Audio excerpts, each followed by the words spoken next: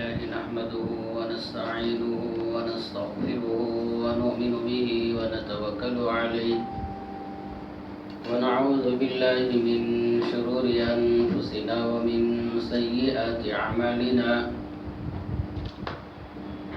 من يهد الله فلا مضل له ومن يضلل فلا هادي له ونشهد أن لا إله إلا الله وحده لا شريك له ونشهد أن سيدنا ونبينا ومولانا محمدا عبده ورسوله أما بعد فأعوذ بالله من الشيطان الرجيم بسم الله الرحمن الرحيم إنا أنزلناه في ليلة القدر وما أدراك ما ليلة القدر ليلة القدر خير من 1000 شهر تنزل الملائكة والروح فيها بإذن ربهم من كل أمر سلام هي حتى مطلع الفجر قال النبي صلى الله عليه وسلم من قام ليلة القدر إيمانا واحتسابا غفر له ما تقدم من ذنبه أو كما قال النبي صلى الله عليه وسلم رب اشرح لي صدري ويسر لي أمري واحلل عقدة من لساني يفقهوا قولي اللهم صل على محمد وعلى آل محمد كما صليت على إبراهيم وعلى آل إبراهيم إنك حميد مجيد اللهم بارك على محمد وعلى آل محمد كما باركت على إبراهيم وعلى آل إبراهيم إنك حميد مجيد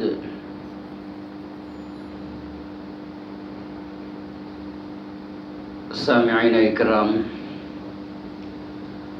اور گھروں میں بیٹھ کر سننے والی میری ماؤں بہنوں، السلام علیکم ورحمۃ اللہ وبرکاتہ۔ اللہ جل شانہ میری اور آپ کی اور پوری انسانیت کی ہدایت کے لیے، رہبری کے لیے امام الانبیاء، سید الانبیاء، خاتم الانبیاء حضرت محمد الرسول اللہ صلی اللہ علیہ وسلم کو روانہ فرمایا، اور ہم سب کی اصلاح کے لیے، ہدایت کے لیے اللہ جل شانہ قرآن پاک کو نازل فرمایا۔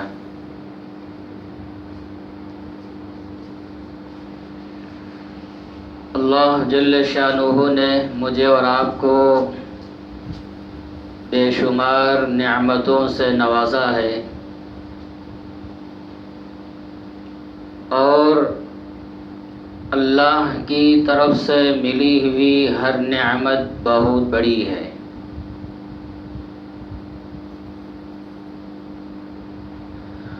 وَمَا بِكُم مِّن نِّعْمَةٍ فَمِنَ اللَّهِ، قرآن پاک میں اللہ نے بیان فرمایا ہر نعمت اللہ ہی کی طرف سے ملتی ہے۔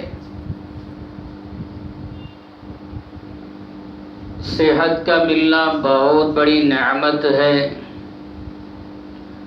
آنکھوں میں بینائی کا ملنا بہت بڑی نعمت ہے، کانوں میں سنائی دینا بہت بڑی نعمت ہے، زبان سے بات چیت کرنا بہت بڑی نعمت ہے، ہاتھوں کا استعمال کرنا بہت بڑی نعمت ہے، پیروں سے چل کر جانا، چل کر آنا، اٹھنا بیٹھنا، یہ سب اللہ کی طرف سے نعمتیں ہیں۔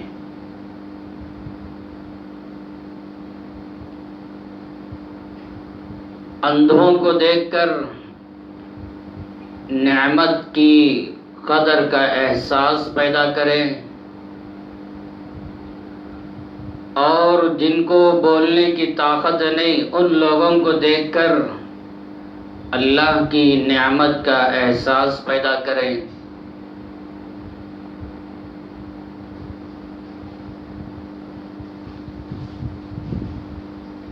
مال کا ملنا، دولت کا ملنا بہت بڑی نعمت ہے۔ ماں باپ کا ملنا بہت بڑی نعمت، اولاد کا ملنا بہت بڑی نعمت، رہنے کے لیے گھر کا ملنا بہت بڑی نعمت، تجارت کے لیے، کمانے کے لیے دکان کا مل جانا، کارخانوں کا مل جانا بہت بڑی نعمت۔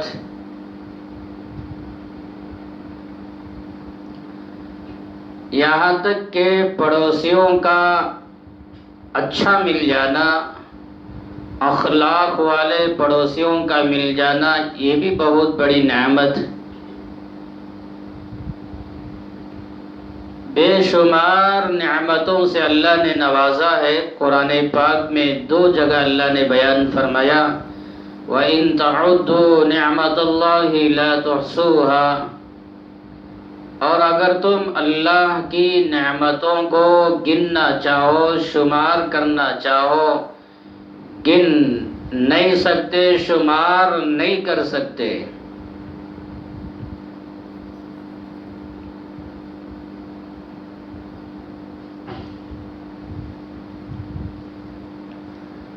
لاکھوں روپیہ، کروڑوں روپیہ مل جائے، ان پیسوں کا گننا، شمار کرنا آسان ہے،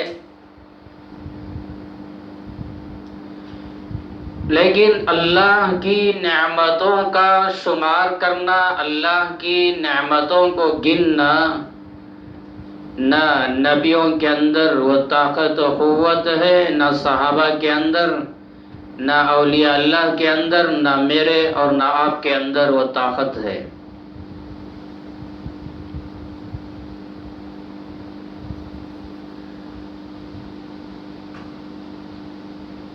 تو بے شمار نعمتیں ہیں اللہ کی طرف سے ملی ہوئی، انہی نعمتوں میں سے ایک اہم ترین نعمت، ایک اہم ترین دولت اللہ جل شانہ نے رمضان المبارک سے نوازا۔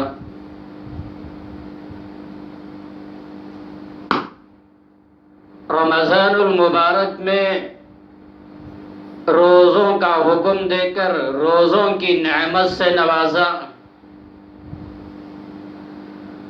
رمضان المبارک میں سحری کرنے کا موقع دے کر سحری کی نعمت سے نوازا۔ اللہ جل شانہ رمضان میں افطاری کرنے کا موقع دے کر افطاری کی نعمت سے نوازا۔ رمضان میں تراویح کی نعمت سے نوازا،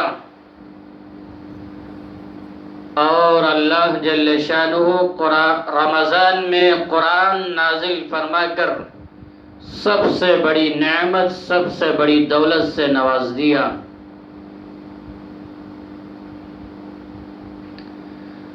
رمضان کی بے شمار نعمتیں ہیں، جیسے چند نعمتوں کو میں نے گنوایا، روزہ، سحری، افطاری، تراویح، قرآن وغیرہ۔ رمضان کے اندر بھی اللہ بے شمار نعمتوں کو رکھا ہے۔ رمضان کی بے شمار نعمتوں میں سے ایک اہم ترین نعمت، ایک اہم ترین دولت شب قدر ہے، جس کو عربی میں لیلۃ القدر کہتے ہیں، اور میں اور آپ اپنی زبان میں شب قدر کہتے ہیں۔ شب قدر کی عظمت، شب قدر کی اہمیت کا احساس صحابہ کے دلوں میں پیدا کروانے کے لیے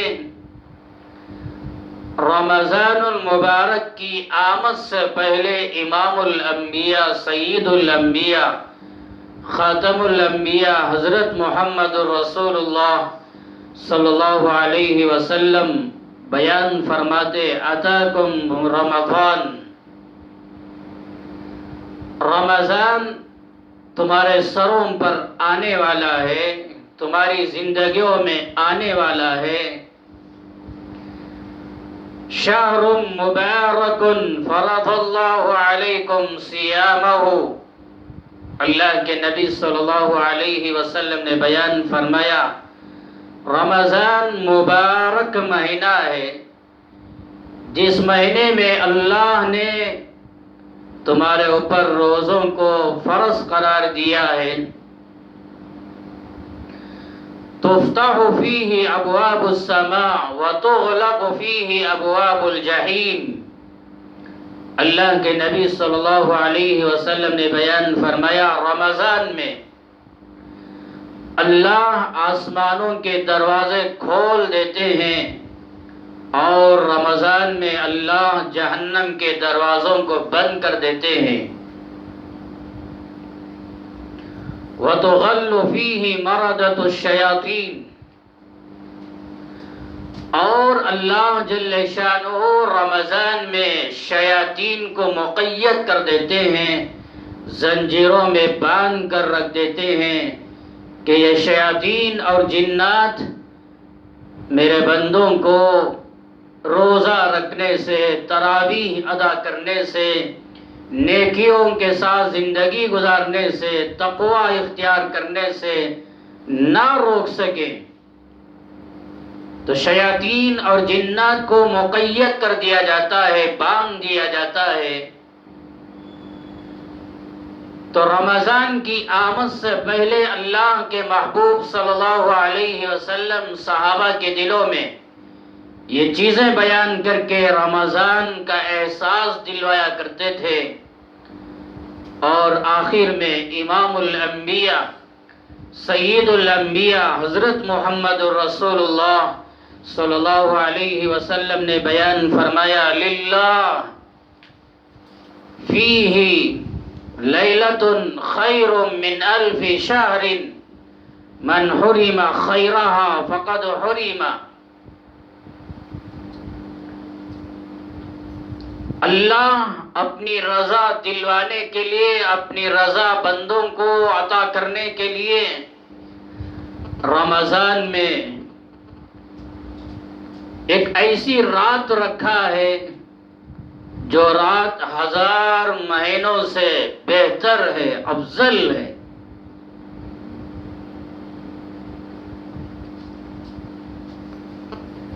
جو اللہ کا بندہ اس رات میں عبادت کرے، قیام کرے، تلاوت کرے اور ذکر و اذکار کرے، نیکی کے ساتھ رات گزارے، اللہ کے نبی صلی اللہ علیہ وسلم نے بیان فرمایا، اس رات میں عبادت کرنا 1000 مہینوں کی عبادت سے بہتر ہے۔ من حرم خیرہا فقد حرم، اللہ کے نبی صلی اللہ علیہ وسلم نے بیان فرمایا، جو اللہ کا بندہ اس رات کی خیر سے، برکتوں سے، رحمتوں سے، بھلائیوں سے، نعمتوں سے محروم ہو جائے، وہ تمام بھلائیوں سے، تمام رحمتوں سے محروم ہو گیا۔ تو رمضان کی آمد سے پہلے، رمضان آنے سے پہلے اللہ کے نبی صلی اللہ علیہ وسلم صحابہ کے سامنے شب قدر کی اہمیت، شب قدر کی فضیلت بیان کر کے صحابہ کے دلوں میں شب قدر کا احساس دلایا کرتے تھے۔ اصل دیکھیں گے تو اللہ کے نبی صلی اللہ علیہ وسلم صحابہ کے واسطے سے مجھے اور آپ کو اس کا احساس دلوائے ہیں، اس کی اہمیت ہمارے دلوں میں پیدا کروائے ہیں، اس لیے کہ وہ تو صحابہ تھے، رمضان کا ایک ایک لمحہ کی وہ قدر کرنے والے، رمضان کو غنیمت جان کر اللہ کی رضا حاصل کرنے کی کوشش کرنے والے وہ صحابہ، وہ بڑی پاکیزہ جماعت ہے جس جماعت کے بارے میں اللہ نے فرمایا اولئک حزب اللہ الا ان حزب اللہ هم المفلحون۔ صحابہ کی جماعت اللہ کی جماعت ہے، سنو یقیناً یہ اللہ کی جماعت کامیاب ہی ہونے والی ہے۔ تو وہ صحابہ تھے جن کے دلوں میں رمضان کی قدر، روزوں کی قدر، تراویح کی قدر، سحری افطاری کی قدر، اسی طرح صحابہ کے دلوں میں لیلۃ القدر کی، شب قدر کی قدر تھی، شب قدر کی اہمیت تھی، اس کی عظمت تھی۔ تو اللہ کے نبی صلی اللہ علیہ وسلم صحابہ کے سامنے بیان کر کے اصل میں مجھے اور آپ کو سمجھانا چاہتے ہیں، اس لیے کہ ہمارے دلوں میں نہ رمضان کی قدر، نہ روزوں کی قدر، نہ سحری کی، نہ افطاری کی، اسی طرح نہ شب قدر کی کوئی اہمیت ہے۔ دیکھو آج کی رات میں بھی ہزاروں لاکھوں نوجوان آپ کو ایسے مل جائیں گے، اس رات میں گھروں میں نہیں رہیں گے، گلیوں میں، بازاروں میں، اور پتہ نہیں کہاں کہاں اس رات کو گزارنے والے اور اس رات کی ناقدری کرنے والے۔ یہ الگ چیز ہے، لاک ڈاؤن چل رہا ہے، پابندی لگی ہوئی ہے، اس کے باوجود نہ عبادت نہ تلاوت، آج کی رات میں بھی نہ تراویح کا اہتمام، نہ نماز عشاء ادا کی ہے، یوں ہی غفلت میں زندگی گزارنے والے۔ تو اللہ کے نبی صلی اللہ علیہ وسلم اصل میں صحابہ کے سامنے بیان کر کے میرے اور آپ کے دل میں شب قدر کی اہمیت پیدا کروانا چاہتے ہیں، شب قدر کا احساس دلانا چاہتے ہیں۔ تو اللہ کے نبی صلی اللہ علیہ وسلم رمضان آنے سے پہلے شب قدر کی اہمیت کو بیان کیا ہے۔ ایک روایت میں اللہ کے نبی صلی اللہ علیہ وسلم بیان فرمایا ان هذا الشهر قد حضركم وفيه خير من 1000 شهر من حرمها فقد حرم الخير كله ولا يحرم خيرها الا كل محروم۔ اللہ کے نبی صلی اللہ علیہ وسلم نے بیان فرمایا یقیناً یہ مہینہ تمہارے سروں پر سایہ فگن ہو رہا ہے، تمہارے سروں پر آ رہا ہے۔ اس مہینے میں ایک رات آنے والی ہے جو رات 1000 مہینوں سے بہتر ہے، جو رات 1000 مہینوں سے افضل ہے، اور جو اللہ کا بندہ اس رات کی خیر سے، اس رات کی رحمتوں سے، برکتوں سے، اس رات کی نعمتوں سے، اس رات کی بھلائیوں سے جو محروم رہ گیا، وہ تمام رحمتوں سے، تمام برکتوں سے، تمام خیر سے وہ محروم ہو گیا۔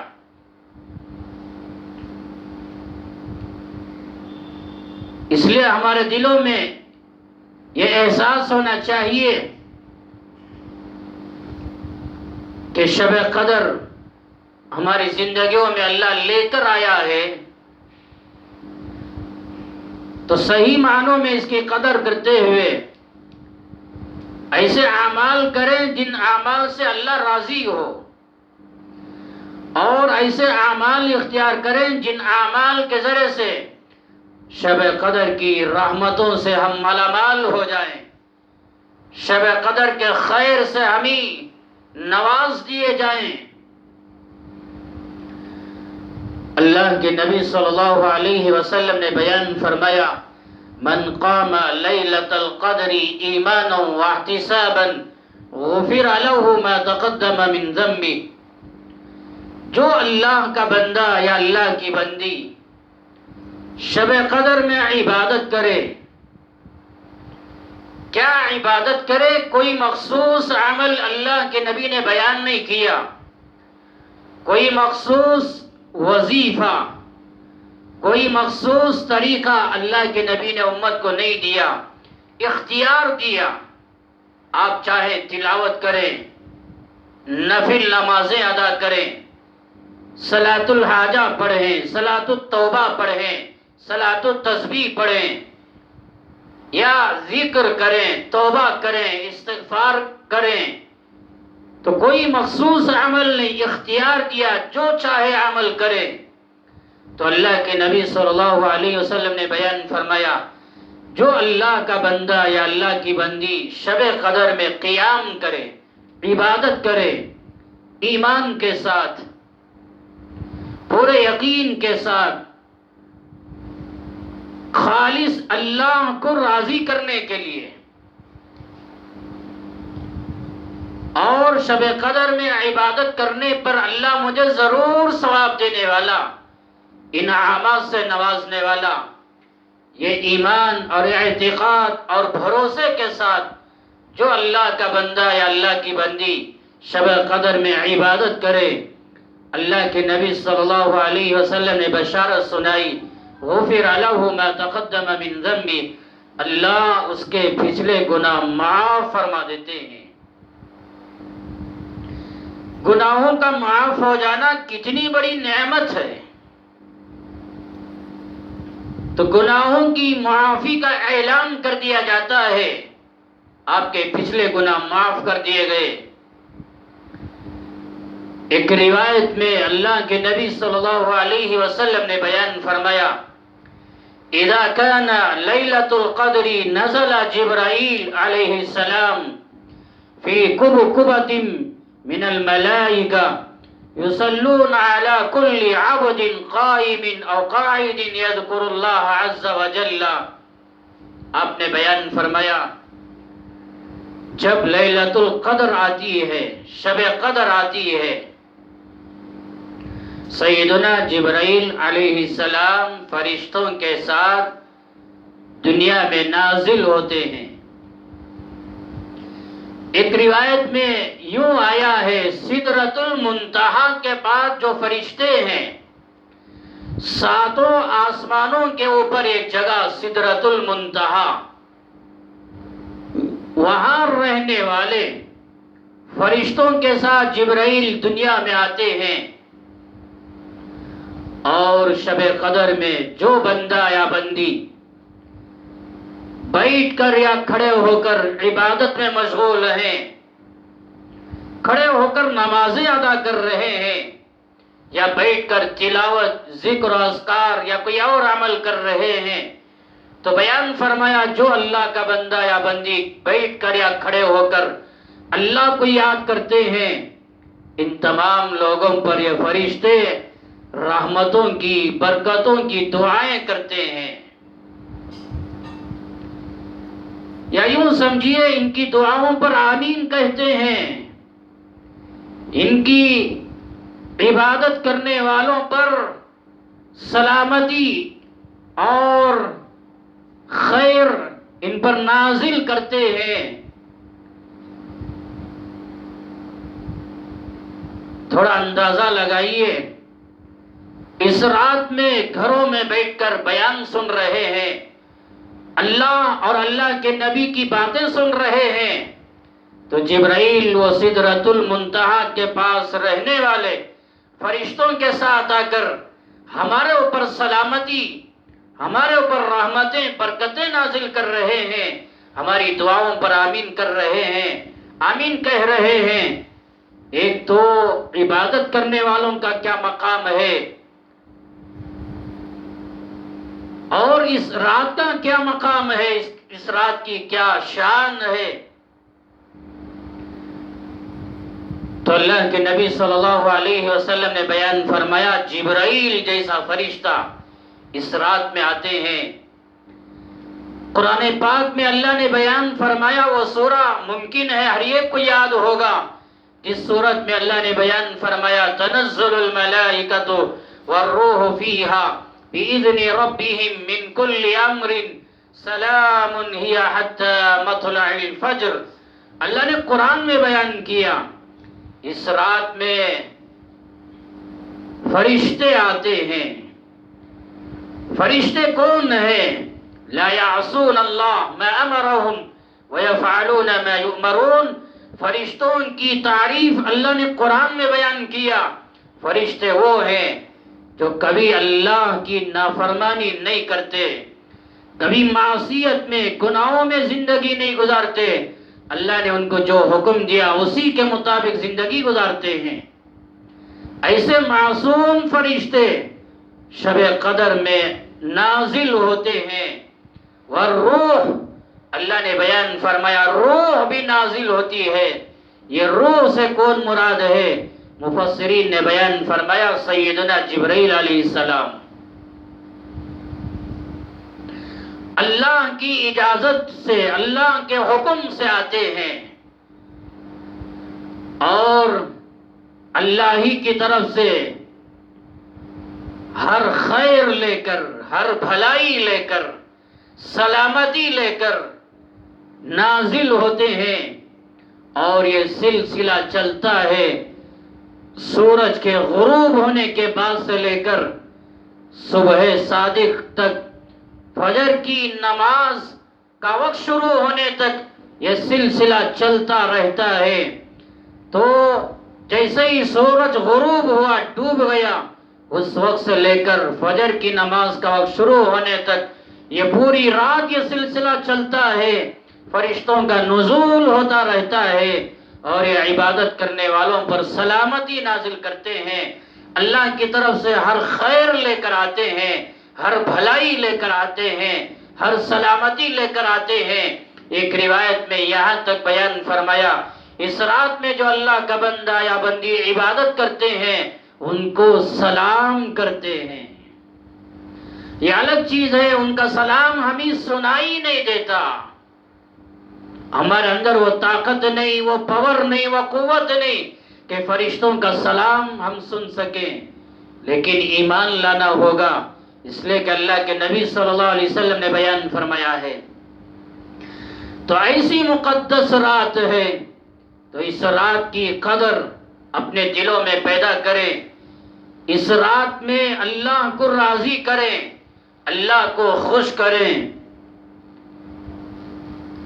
مگر ہمارے دماغوں میں، ہمارے دلوں میں ایک بات بیٹھ چکی ہے، یہ یقین ہو چکا ہے کہ رمضان میں شب قدر 27ویں رات ہے۔ 27ویں رات ہی کو ہم شب قدر سمجھتے ہیں، یہ ہمارا دھوکہ ہے، یہ ہماری غلط فہمی ہے۔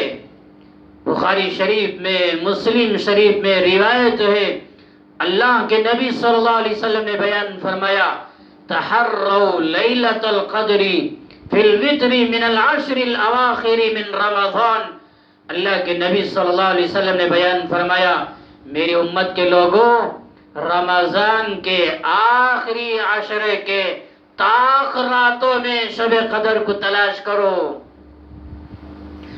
پوری وضاحت کے ساتھ، پوری تفصیل کے ساتھ، رتی برابر، ذرہ برابر چھپایا نہیں اللہ کے نبی نے صلی اللہ علیہ وسلم، پوری وضاحت کے ساتھ بیان فرمایا رمضان کے آخری عشرے کے طاق راتوں میں شب قدر کو تلاش کرو۔ وہ طاق راتیں 5 راتیں ہیں، 21ویں رات، 23ویں رات، 25ویں رات، 27ویں رات، 29ویں رات۔ 3 راتیں گزر گئی، یہ 4ویں رات ہے، ایک اور رات آنے والی ہے، تو 3 رات ہماری زندگیوں سے نکل گئی۔ کیا پتا جو 3 راتیں گزر گئی وہ 3 راتوں میں سے کوئی رات شب قدر ہو، وہ ہماری زندگی سے نکل گئی ہو، یا یہ کہ آئندہ جو رات آنے والی ہے وہ رات شب قدر ہو۔ اس لیے میرے بھائیوں، ہمیں سمجھنا چاہیے کہ شب قدر صرف 27ویں رات ہی میں جاگ کر عبادت کر کے یہ سمجھ جانا کہ یہی شب قدر ہے، یہ دھوکہ ہے۔ تو اللہ کے نبی صلی اللہ علیہ وسلم نے بیان فرمایا تحروا لیلۃ القدر فی الوتر من العشر الاواخر من رمضان، رمضان کے آخری عشرے کی طاق راتوں میں شب قدر کو تلاش کرو۔ تو ہم کو تلاش کرنا چاہیے۔ رمضان میں کتنے لوگ ایسے ہیں جو مال کی تلاش میں، دولت کی تلاش میں لگے ہوئے ہیں۔ لاک ڈاؤن کا زمانہ چل رہا ہے، پھر بھی دیکھو ہزاروں عورتیں، ہزاروں نوجوان شاپنگ میں، مال کی تلاش میں، دولت کی تلاش میں، کپڑوں کی تلاش میں، پتہ نہیں کیا کیا تلاش میں، گلیوں میں، بازاروں میں، دکانوں کے پاس جا رہے ہیں، مگر شب قدر کی تلاش میں کون اللہ کا بندہ عبادت کرنے والا، کون تلاوت کرنے والا، کون اللہ کو راضی کرنے والا، اور کون شب قدر کو تلاش کرنے والا، شب قدر کی رحمتوں کو، برکتوں کو، شب قدر کی تجلیات کو، شب قدر کے انوارات کو کون حاصل کرنے والا، کون طلب کرنے والا؟ تو تاخراتوں میں تلاش کریں۔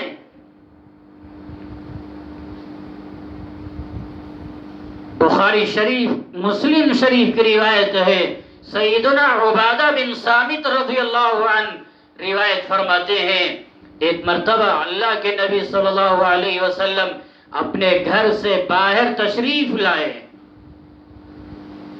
کیوں تشریف لائے؟ لیخبرنا بلیلۃ القدر فتلاها رجلان من المسلمین، اللہ کے نبی صلی اللہ علیہ وسلم ہمیں بتانے کے لیے، ہمیں اطلاع کرنے کے لیے، ہمیں بولنے کے لیے کہ شب قدر آ چکی ہے، شب قدر میں عبادت کرو، یہ بولنے کے لیے گھر سے باہر تشریف لائے، مگر راستے میں دیکھا کہ دو مسلمان آپس میں لڑ رہے ہیں، جھگڑا کر رہے ہیں۔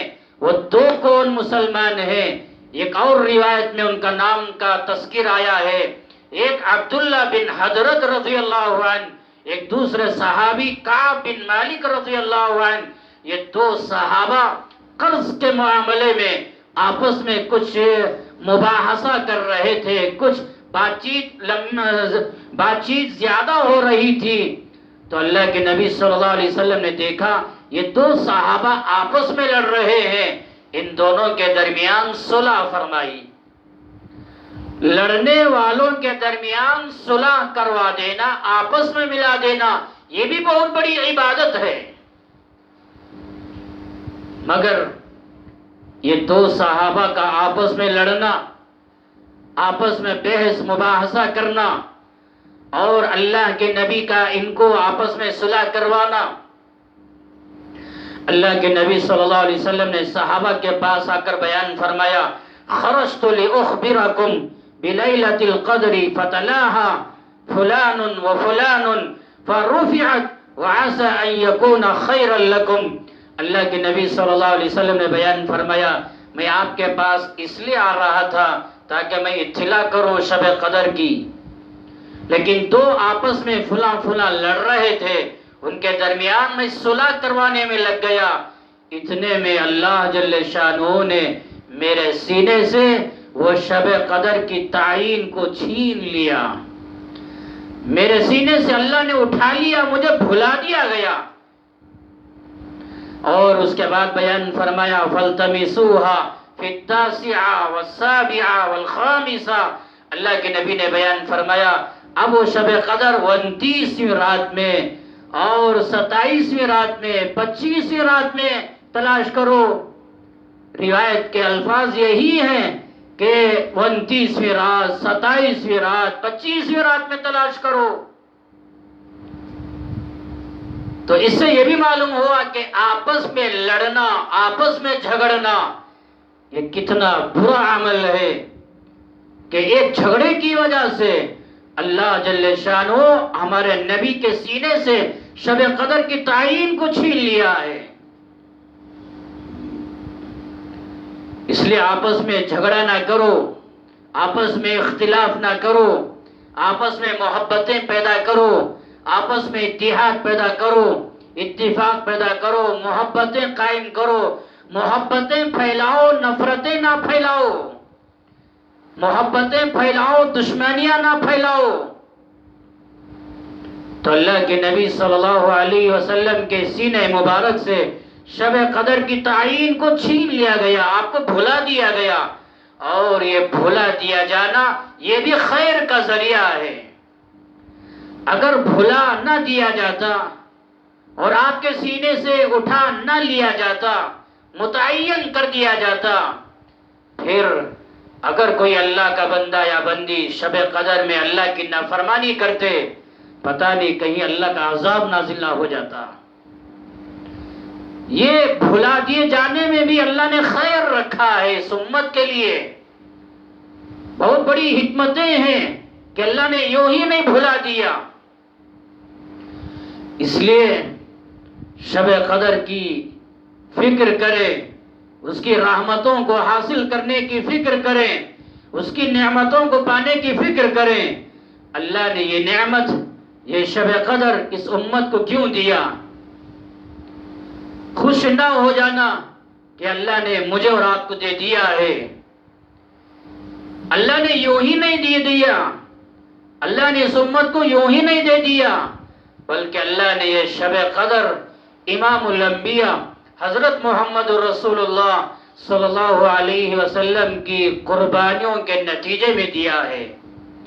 آپ کی فکر، آپ کی تڑپ، آپ کا بلبلانا، آپ کا غم اور آپ کا افسوس کرنا پچھلے لوگوں کو یاد کر کے کہ بنی اسرائیل میں ایک ایسا آدمی گزرا ہے جس نے 1000 مہینے تک ایسی عبادت کیا اور جہاد کرتا رہا، جہاد کرتا رہا، 1000 مہینے تک انہوں نے تلوار نہیں رکھا، مسلسل جہاد کرتا رہا۔ اللہ کے نبی صلی اللہ علیہ وسلم کے دل میں غم پیدا ہوا، افسوس پیدا ہوا۔ اس کی عمر تو بہت لمبی تھی، وہ اتنا لمبا عرصہ، اتنا طویل عرصہ میدان جہاد میں جاتا رہا، لڑتا رہا، اس کا کیا ثواب ہے، کیا انعام اللہ نے اس کو دیا ہے؟ میری امت کی عمر تو چھوٹی ہے، میری امت کی زندگیاں چھوٹی ہیں، میری امت کا کیا ہوگا؟ اس پر رنج کر رہے تھے، غم کر رہے تھے کہ وہ اتنی عبادت کیا اور میری امت کی چھوٹی عمر یہ کیا عبادت کرے گی؟ آپ کے یہ افسوس کرنے پر، یہ رنج کرنے پر اور یہ تڑپنے پر اللہ جل شانہ نے اس امت کو شب قدر سے نوازا ہے کہ آپ کی امت کا جو فرد شب قدر میں عبادت کر لے، ایک رات میں عبادت کرنے پر 1000 مہینوں کی عبادت سے زیادہ بہتر ہے۔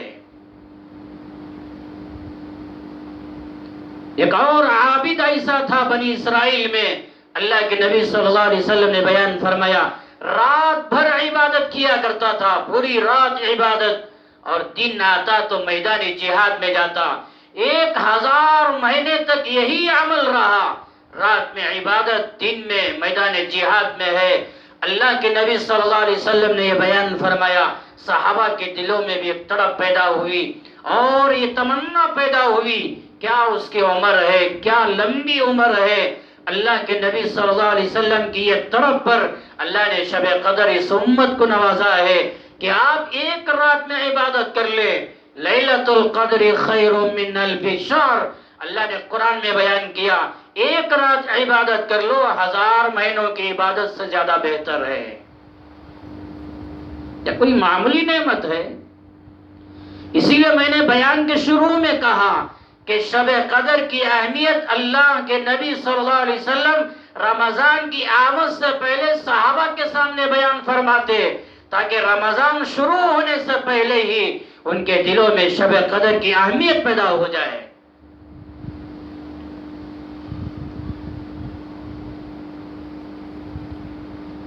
تو اللہ نے اتنی بڑی نعمت سے نوازا، اس نعمت شب قدر کا مقام، شب قدر کی عظمت، شب قدر کی اہمیت اس سے بڑھ کر کیا ہوگی کہ اللہ نے شب قدر میں اپنا قرآن پاک نازل فرمایا، اِنَّا أَنزَلْنَاهُ فِي لَيْلَةِ الْقَدْرِ، یقیناً ہم ہی نے اس رات میں قرآن پاک کو نازل فرمایا۔ شب قدر میں بہت ساری نعمتیں ہیں، بہت ساری دولتوں کو اللہ نے رکھا ہے، مگر سب سے بڑی نعمت، سب سے بڑی دولت اللہ جل شانہ نے شب قدر میں قرآن نازل فرمایا۔ علماء نے لکھا ہے اللہ جل شانہ نے پورا قرآن لوح محفوظ میں شب قدر میں نازل فرمایا، اور دھیرے دھیرے آہستہ آہستہ جیسی جیسی ضرورت پیش آئی لوح محفوظ سے اللہ جل شانہ اپنے نبی صلی اللہ علیہ وسلم پر نازل کرتا رہا۔ تو اللہ نے بیان فرمایا اِنَّا أَنزَلْنَاهُ فِي لَيْلَةِ الْقَدْرِ، یقیناً ہم نے قرآن کو لیلۃ القدر میں نازل فرمایا۔ تو شب قدر کی اس سے بڑی فضیلت کیا ہوگی کہ اللہ نے اپنا قرآن نازل فرمایا۔ وَمَا أَدْرَاكَ مَا لَيْلَةُ الْقَدْرِ، کیا آپ کو معلوم ہے لیلۃ القدر کیا ہے؟ اس کی اہمیت بیان کرنے کے لیے، اس کی اہمیت کا احساس اپنے بندوں کے اندر پیدا کروانے کے لیے اللہ محبت بھرے انداز میں سوال کر رہا ہے کہ آپ جانتے ہیں لیلۃ القدر کیا ہے؟ وما ادراک ما لیلۃ القدر، لیلۃ القدر خیر من الف شہر۔ اللہ سوال کر کے اللہ ہی جواب دیتا ہے لیلۃ القدر 1000 مہینوں سے زیادہ بہتر ہے۔ تو اللہ جل شانہ نے شب قدر میں قرآن نازل فرمایا۔ یہ اللہ کا قرآن جس کی اہمیت ہمارے دلوں میں نہیں، یہ وہ اللہ کا قرآن ہے۔ اِنَّا عَرَضْنَا الْأَمَانَةَ عَلَى السَّمَاوَاتِ وَالْأَرْضِ وَالْجِبَالِ فَأَبَيْنَ أَن يَحْمِلْنَهَا وَأَشْفَقْنَ مِنْهَا وَحَمَلَهَا الْإِنسَانُ۔ میرے رب نے قرآن میں نازل فرمایا یقیناً ہم نے یہ امانت کو آسمانوں پر پیش کیا، زمینوں پر پیش کیا، پہاڑوں پر پیش کیا۔ امانت سے کیا مراد ہے؟ مفسرین نے الگ الگ باتیں لکھی ہیں۔ بعض نے یوں بیان فرمایا فرائض شرعیہ، شریعت کے فرائض اللہ نے آسمانوں پر، زمینوں پر، پہاڑوں پر پیش کیا، یا یہ کہ اللہ نے حفاظت عفت کی حفاظت، پاک دامانی کی حفاظت اللہ نے ان چیزوں پر پیش کیا۔ بعض علماء نے بیان فرمایا غسل جنابت اللہ نے آسمانوں پر، زمینوں پر، پہاڑوں پر پیش کیا۔ بعض علماء نے بیان فرمایا یہاں امانت سے مراد مالوں کی امانت، کوئی آدمی پیسوں کی امانت لا کے رکھتا ہے یا زیور امانت کے طور پر رکھتا ہے، یہ اموال امانت، یہ چیزوں کو اللہ نے پیش کیا۔ بعض علماء نے بیان فرمایا اللہ نے آسمانوں پر، زمین پر، پہاڑوں پر نماز، روزہ، حج، زکوٰۃ کو پیش کیا۔ بہرحال یہ سب باتوں کا خلاصہ یہ ہے اللہ جل شانہ نے قرآن یہ چیزوں پر پیش کیا۔ دین اللہ نے قرآن اور دین آسمانوں پر، زمینوں پر، پہاڑوں پر پیش کیا کہ آپ قبول کر لیں، آپ لے لیں اس کو۔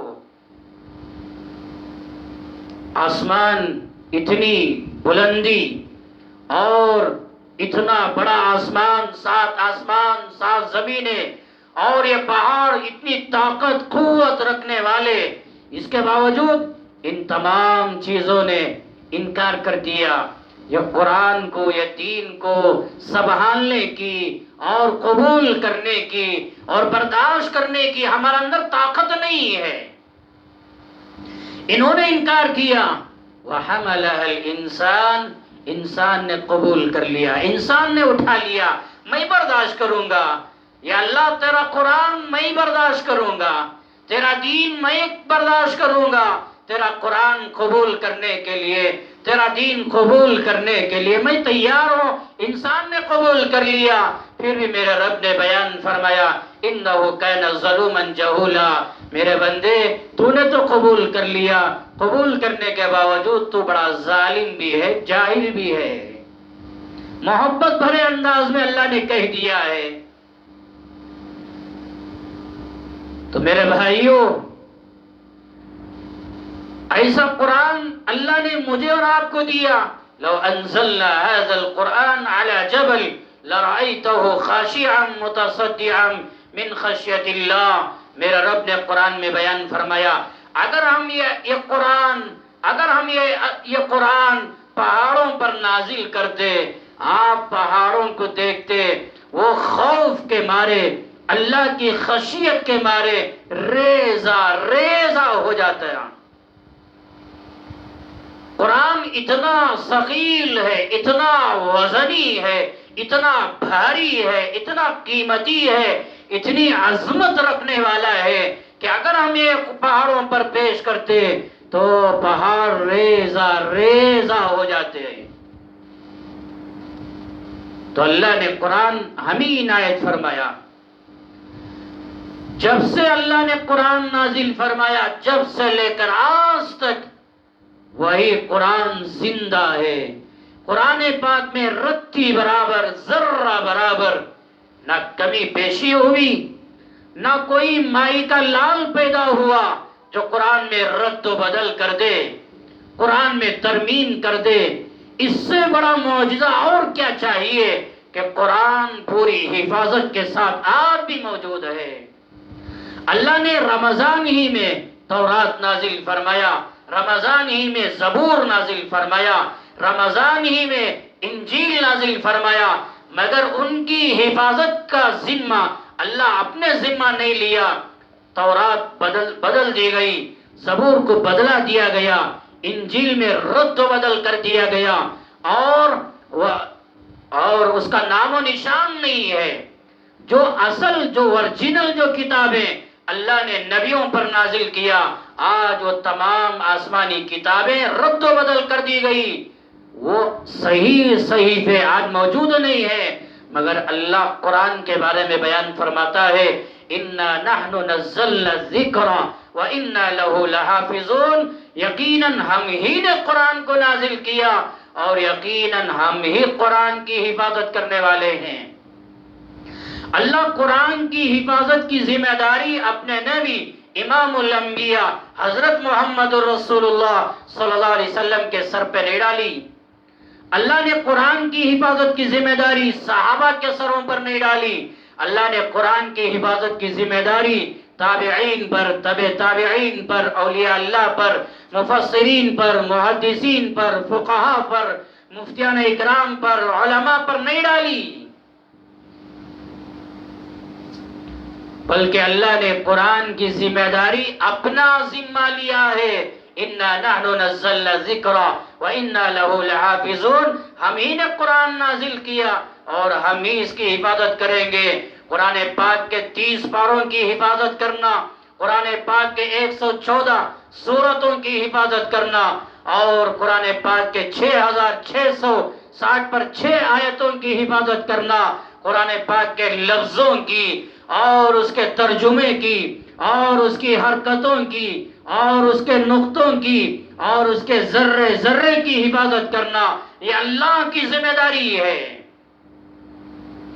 جس زمانے میں اللہ نے قرآن نازل فرمایا لا ریب فی، اسی زمانے میں اللہ نے بیان فرمایا قرآن پاک میں رتی برابر، ذرہ برابر، کوئی شک نہیں، کوئی ڈاؤٹ نہیں، وہی آج بھی زندہ ہے۔ لا ریب فی کہ آج کے قرآن میں بھی، آج جو موجود ہے اس قرآن میں بھی رتی برابر، ذرہ برابر، کوئی ڈاؤٹ نہیں ہے۔ تو جو قرآن اللہ نے ہمارے نبی پر نازل فرمایا وہی قرآن آج بھی ہے، اور انشاءاللہ قیامت کی صبح تک یہ باقی رہے گا، اور قیامت کی صبح تک یہ چیلنج ہے، لا ریب فی، قرآن پاک میں رتی برابر کوئی ڈاؤٹ نہیں ہے۔ آج لوگ کہتے ہیں قرآن پاک میں کچھ ترمیم کی جائے، کچھ تبدیلی کی جائے۔ یہ مطالبہ اللہ کے نبی صلی اللہ علیہ وسلم کے زمانے میں بھی کیا کرتے تھے۔ قرآن پاک کا 11واں پارہ سورہ یونس میں اللہ نے بیان فرمایا وَإِذَا تُتْلَى عَلَيْهِمْ آيَاتُنَا بَيِّنَاتٍ قَالَ الَّذِينَ لَا يَرْجُونَ لِقَاءَنَا نَأْتِ بِقُرْآنٍ غَيْرِ هَذَا أَوْ بَدِّلْهُ قُلْ مَا يَكُونُ لِي أَنْ أُبَدِّلَهُ مِنْ تِلْقَاءِ نَفْسِي إِنْ أَتَّبِعُ إِلَّا مَا يُوحَىٰ إِلَيَّ إِنِّي أَخَافُ إِنْ عَصَيْتُ رَبِّي عَذَابَ يَوْمٍ عَظِيمٍ۔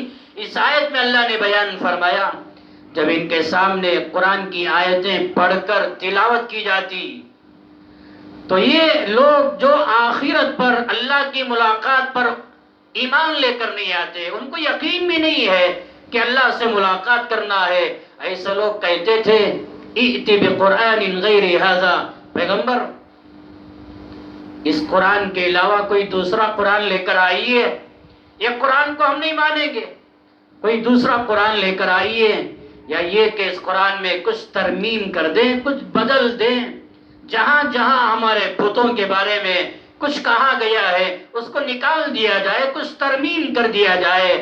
اللہ جل شانہ نے بیان فرمایا پیغمبر آپ فرمائیے یہ طاقت، یہ قوت، یہ کام مجھ سے نہیں ہو سکتا، اگر میں یہ کام کروں مجھے ڈر ہے اللہ کے عذاب کا۔ قرآن پاک کا 29واں پارہ سورہ الحاقہ کے آخری رکوع میں اللہ نے یہاں تک بیان فرمایا تنزیل من رب العالمین ولو تقول علینا بعض الاقاویل لأخذنا منه بالیمین ثم لقطعنا منه الوتین فما منکم من احد عنه حاجزین۔ ان آیتوں میں اللہ نے بیان فرمایا کہ یہ قرآن خالص رب العالمین کی طرف سے نازل شدہ ہے، اس میں محمد صلی اللہ علیہ وسلم کا بھی رتی برابر کوئی دخل نہیں ہے، انہوں نے رتی برابر، ذرہ برابر اپنی طرف سے کچھ کہا نہیں ہے۔ اگر یہ پیغمبر کچھ کہیں قرآن کے سلسلے میں، اگر یہ پیغمبر قرآن کے بارے میں کچھ کہیں رتی برابر، اللہ نے فرمایا اپنے بندوں کو سمجھانے کے لیے یوں کہہ رہا ہے میرے بندوں پہچانو قرآن کیا چیز ہے، قرآن اللہ کی ذات سے نکلی ہوئی چیز ہے، قرآن کلام اللہ ہے، اللہ کی ذات سے نکلا ہوا ہے۔ قرآن کا مقام کیا ہے، قرآن کی عظمت کیا ہے، اللہ بیان کرنا چاہتا ہے، بندوں کو سمجھانا چاہتا ہے میرے بندوں سمجھو کہ قرآن خالص میری طرف سے نازل شدہ ہے۔ اگر یہ میرے محبوب، اگر یہ میرے نبی قرآن کے بارے میں رتی برابر کچھ کہیں گے ہم ان کا سیدھا ہاتھ پکڑ لیں گے اور ان کے شہرک کو کاٹ دیں گے، اور جب ہم کاٹنے پر آئیں گے ان کو کوئی بچانے والا بھی نہیں ہوگا۔ تو اندازہ لگائیے قرآن خالص اللہ کی طرف سے نازل شدہ، اللہ کی ذات سے نکلا ہوا ہے۔ اسی لیے امام احمد بن حنبل رحمۃ اللہ علیہ کے زمانے میں فتنہ اٹھا، بادشاہ اور لوگ یہ کہتے تھے قرآن مخلوق ہے، قرآن کلام اللہ نہیں ہے۔ مطلب یہ ہے کہ مخلوق میں بھی ہوں، مخلوق آپ بھی ہیں، اور جانور بھی مخلوق ہیں، آسمان بھی مخلوق ہے، زمین بھی مخلوق ہے۔ مخلوق کا کام یہ ہے کل من علیہا فان، ہر چیز فنا ہونے والی، ہر چیز تباہ ہونے والی۔ جب قرآن بھی مخلوق ہے تو قرآن بھی فنا ہونے والا، قرآن بھی ایک نہ ایک دن تباہ ہونے والا۔ وقت کا بادشاہ یہ کہتا تھا، قوم بھی یہ کہتی تھی۔ سیدنا امام احمد بن حنبل رحمۃ اللہ علیہ اللہ کے ولی تھے، انہوں نے کھڑے ہو کر بیان فرمایا کہ قرآن مخلوق نہیں، قرآن اللہ کا کلام ہے، قرآن کو فنا نہیں ہے، یہ اللہ کا کلام ہے، یہ ہمیشہ رہے گا، جیسے اللہ کی ذات ہمیشہ ہے قرآن بھی ہمیشہ رہے گا۔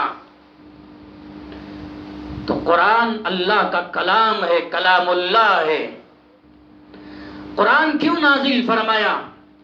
شہر رمضان الذی انزل فیہ القرآن ھدی للناس، رمضان کا وہ مہینہ جس مہینے میں اللہ نے قرآن نازل فرمایا۔ کیوں نازل فرمایا؟ لوگوں کی ہدایت کے لیے، لوگوں کی رہبری کے لیے، سیدھا راستہ دکھلانے کے لیے، حق اور باطل کے درمیان فرق کر کے جنت کا راستہ دکھلانے کے لیے، لوگوں کی رہنمائی کے لیے، مقتدا ہے قرآن اور رہنما ہے قرآن، پیشوا ہے قرآن، امام ہے قرآن اور رہبر ہے قرآن۔ قرآن کے پیچھے چلو، قرآن کی اتباع کرو، کامیاب ہو جاؤ گے، ہدایت حاصل کرو گے۔ تو ایسا قرآن اللہ نے اِنَّا أَنزَلْنَاهُ فِي لَيْلَةِ الْقَدْرِ شب قدر میں نازل فرمایا ہے۔ تو یہ قرآن کی عظمت پیدا کریں۔ جو اللہ کے بندے یا بندیاں قرآن کی عظمت پیدا نہ کریں اور قرآن پر عمل نہ کریں، قرآن کی پیروی نہ کریں،